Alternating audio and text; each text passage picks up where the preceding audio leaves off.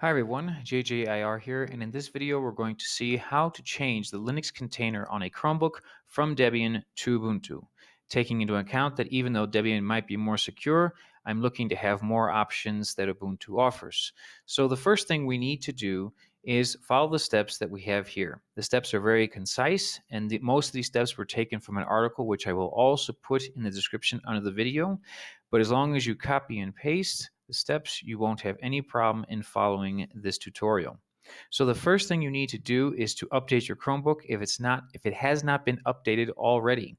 So here we need to open up settings and go to About Chrome OS and make sure that we're on version 80. If you're not on version 80, please update your Chromebook before you follow these steps. After you've updated your Chromebook to version 80, then the next thing we need to do is turn on the Linux container. And in this case, we're going to go here to in settings and go to the left-hand side and click on Linux Beta. After we do that, we're going to click on the button that says Turn On. And then afterwards, we're going to click on the blue button that says Install. This may take between 2 and 5 minutes if your Wi-Fi connection is okay, or it might take much longer if your Wi-Fi connection is slow. Once the process is done, something like this is going to come up. That took about 3 minutes in my case. So once we have this open, then we can actually close it. This just indicates that the Linux container has been installed. So we don't need this right now, and thus we will close it with the X here in the upper right-hand corner. And we're going to click on Leave. So once that's done, now we're going to do the last step here, which is open CROSH. And CROSH we can open by clicking on Ctrl plus Alt plus T in our main page here. So we're going to click on Ctrl Alt T, and that will open this up, making the text bigger here so we can see it more clearly.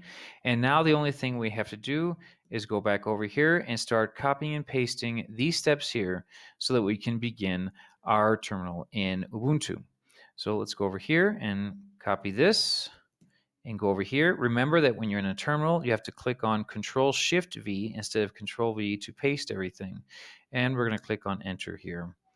Then afterwards, we're going to go down here, copy this, go to the next step here, Control-Shift-V. Now we're in Termina. Then we're going to go back here. We're going to grab this, step 3, and we're going to paste that in there. We're going to return here, and now we're going to install the new Ubuntu. Very important to take into account that this is 1910 right now, but if you watch this video at the end of April, beginning of May of 2020, this will already have changed to Ubuntu 20. Therefore, you need to change these numbers if Ubuntu is updated at that time. So we're going to Control-C and then Control-Shift-V again, and then we're going to allow this thing to begin its process. This may take some time, again, because it's going to be downloading something.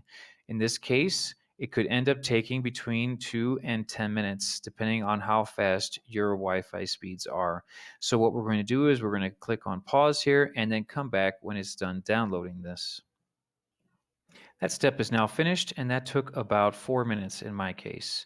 Now we're going to go over here and click on the last part, which is number 5 here. Go back here, Control-Shift-V, Enter, and now we're actually in the new Ubuntu container.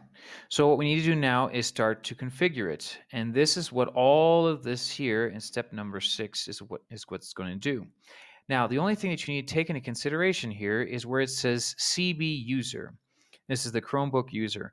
This, you're going to substitute your email, your primary email address for your Chromebook. Otherwise, this will not work. So if your primary email address is just a Gmail, you need to put your email address here without any quotations or anything else. Just put your exact email here wherever you see CB user.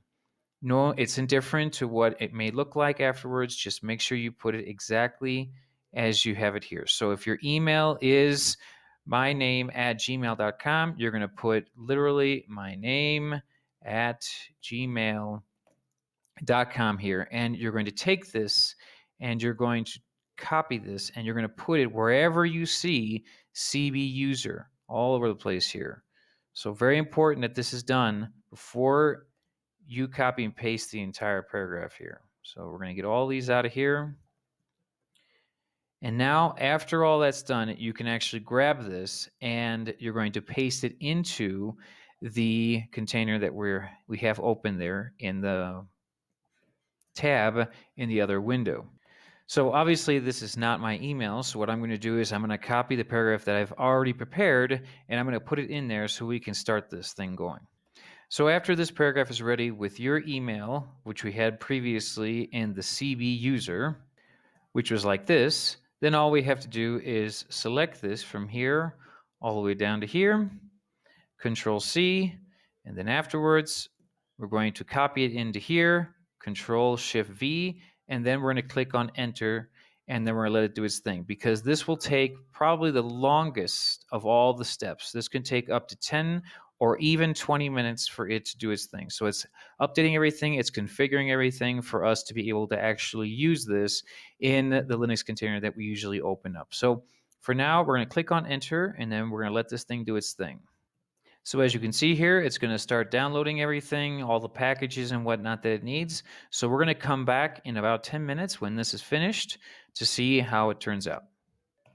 So this process is now finished. That took around 7 or 8 minutes. And in this case, we only have a couple more steps to go. The first one is actually more optional. I actually reordered these steps a little bit.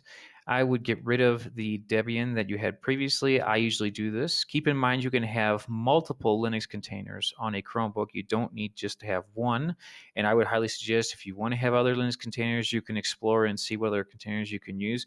But Google offers a plethora of multiple options that you can use as containers here, and you can have them doing different things all over the place.